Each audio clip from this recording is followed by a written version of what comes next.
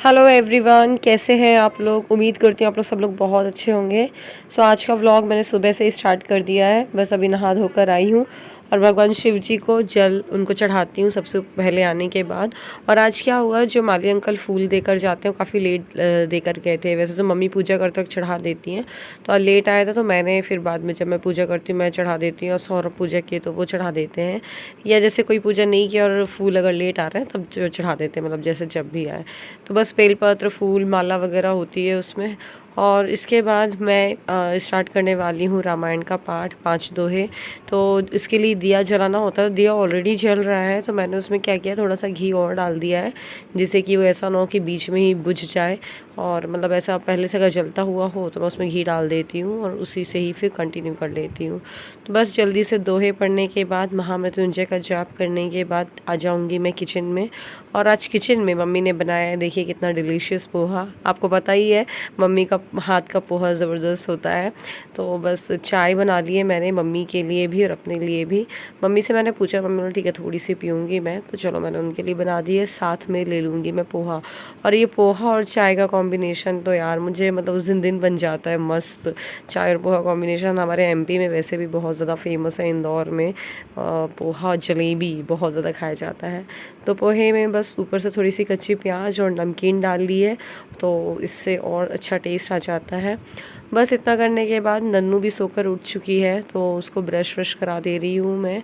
और वैसे तो उसको सुबह उठकर दूध दे देती हूँ मैं आज, बट पोहा बना हुआ है तो उसको पोहा ही दे देती हूँ। साथ में आप देख रहे हो गैस में दूध बॉईल होने के लिए रख दिया, सुबह से दूध आ गया है।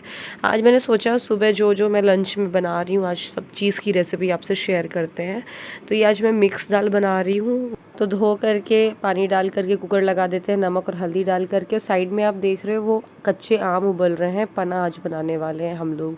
तो रोज़ ऐसा कुछ दही हो या फिर छाछ हो, दही या छाछ नहीं है तो फिर पना, मतलब कुछ खट्टा खाने का सही रहता है गर्मी में, कुछ ऐसा खाते रहो तो।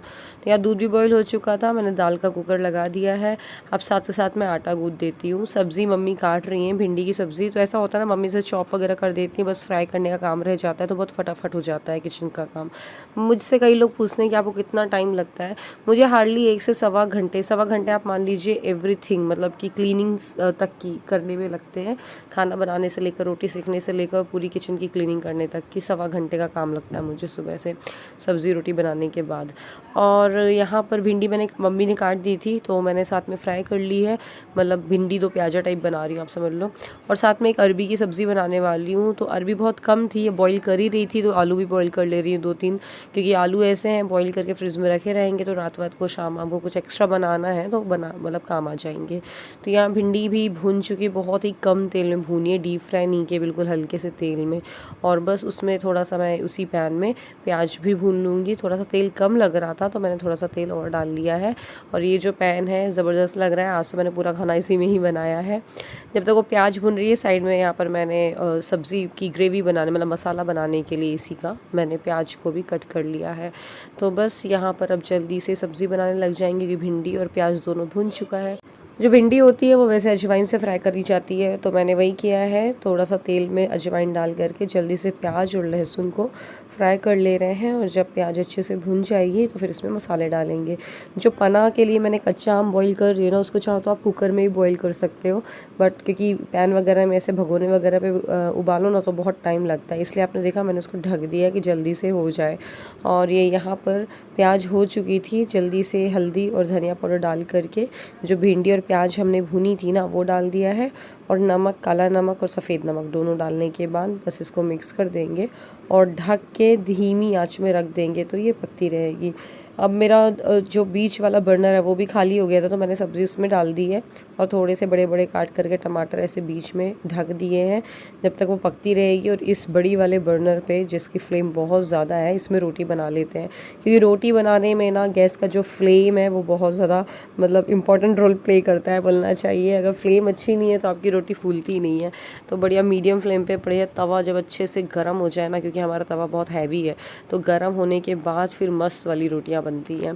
तो बस यहाँ पर सब्ज़ी भी ऑलमोस्ट क्या पूरी पक चुकी है, बस लास्ट में गरम मसाला डालने के बाद मैं सब्ज़ी को निकाल दूँगी अभी। लेकिन मेरी रोटी चल रही थी तो इसलिए मुझे लगा यार ठीक है बाद में करते हैं वो सब निकालने वाला काम, क्योंकि स्टील का पैन है, थोड़ा देर रखा भी रह जाएगा तो कुछ नहीं है।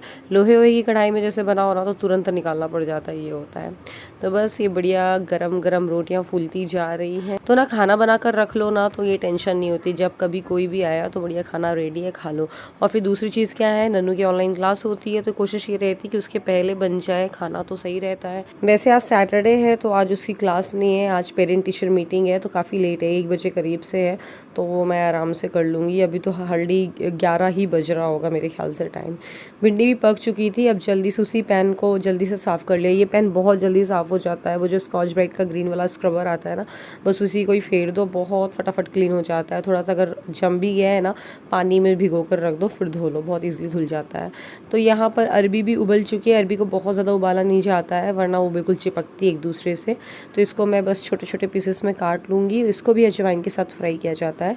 वैसे हम क्या करते हैं, अरबी को ना डीप फ्राई करने के बाद फिर इसको बनाते हैं टमाटर और प्याज की ग्रेवी बनाने के साथ, बट आज मैंने फ्राई नहीं की है क्योंकि टमाटर के साथ नहीं फ्राई करना था। और बिना टमाटर से अगर आप प्याज बस से फ्राई कर रहे हो इसको डीप फ्राई करने के बाद तो फिर वो अलग अलग सी रहती है, तो खाने में मतलब देखने में अच्छी नहीं लगती है, तो इसलिए आज मैंने इसको डीप फ्राई नहीं किया है, थोड़ा सा चिपकी सी रहेगी तो चलेगा। तो बस यहाँ पर अरबी भी फ्राई हो चुकी है। अब जल्दी से जो हमने दाल बनाई थी उसको भी मैंने केवल प्याज से ही फ्राई किया है बिना टमाटर के। हालांकि इसको मैं जीरा और हींग से भी फ्राई कर देती तो वो भी अच्छी लगती, लेकिन मैंने सोचा चलो थोड़ा सा प्याज से फ्राई कर देते हैं। बस लास्ट में ये आम कच्चे हैं जो मतलब उबले हुए आम, ये ठंडे हो गए हैं तो इनको जल्दी से मैं ऐसे निचोड़ ले रही हूँ। तो 2 आम का पना बनाऊँगी, मुझे 2 आम का ही ज़्यादा लग रहा था, फिर तीसरा आम मैंने रख दिया था फ्रिज में, देखा जाएगा। तो बस इसमें मैं अब थोड़े से मसाले डालूँगी, जैसे काला नमक, सफ़ेद नमक, भुना हुआ जीरा पाउडर डालेंगे, और हाँ थोड़ा सा लाल मिर्च और चीनी भी डालेंगे, क्योंकि हमारे यहाँ ना खट्टा मीठा पना ही पसंद करते हैं, नमक नमक वाला पना ना अच्छा नहीं लगता है। तो बस ये पूरा खाना रेडी हो गया है, उसके बाद जल्दी से गैस क्लीन करके फ्री हो जाऊँगी। शाम हो रही है, दोपहर हो रही है, करीब 4 बज रहे हैं, शाम ही है यार, 4 बज रहे हैं। नंदू को मैं पढ़ाने के लिए लेकर आई थी और वो सो गई है, उसको बहुत ऐसे नींद आ रही है। मैंने ठीक है सो जाए, सोते समय पढ़ाने से कोई फ़ायदा नहीं, दिमाग में कुछ नहीं जाएगा, बाद में पढ़ा दूँगी। अभी भी वो सोई है, 5 बैठी हुआ है। मैंने भी आज दोपहर में थोड़ा सा आराम किया, वीडियो लाइव की, इसी में तो टाइम निकल जाता है यार। एक तो सुबह नन्नू की ऑनलाइन क्लासेस होती है, उसको होमवर्क करो, ऐसा होता है सारा दिन उसी में निकल गया। मतलब बच्चों की तो नहीं लग रहा है, हम पेरेंट्स की चल रही है ऑनलाइन क्लास तो 1 2 3 घंटे दिन के तो ऐसे ही चले जाते हैं, पता नहीं चलता है। कोविड नहीं होता तो कम से कम ये होता कि इन लोगों को स्कूल भेज देते तो अपना वो टाइम अपना होता, फिर उसके बाद बस इनको ही रहता कि पढ़ाने का होता। बट कोई ना, जब देखा जाएगा जब ओपन होगा स्कूल। लेकिन हाँ अभी ये है कि ऐसा लगता है ना पूरा दिन वही बच्चों के इर्द गिर्द, मतलब इन्हीं का ही कर रहे हैं सब कुछ, बस इनकी क्लासेस और होमवर्क और पढ़ाई लिखाई, हम लोग ही पढ़ रहे हैं ऐसा लगता है। हाँ बस आपसे ना रूम से बाहर निकलने के बाद मैंने जामुन खाए, मम्मी ने लिए थे, बहुत ही ज़बरदस्त टेस्टी मीठे मीठे जामुन थे नमक के साथ, मज़ा आ गया खाकर। नन्नू क्या कर रही बेटी?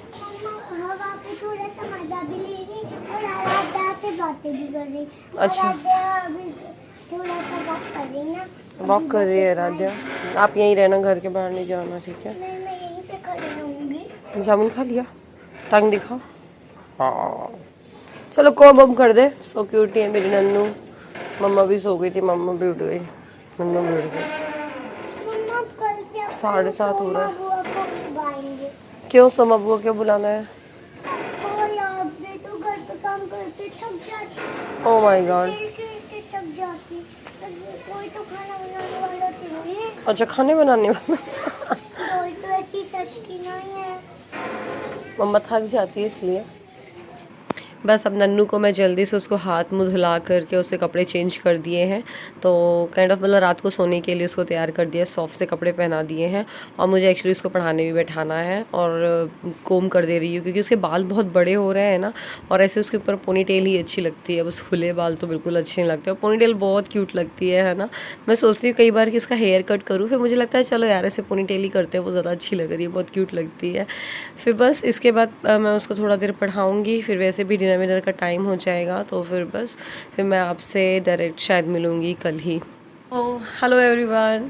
आज मैंने पता है हेयर वॉश किया है, बाल अभी भी गीले हैं, खैर थोड़ा रुक के सूख जाएंगे।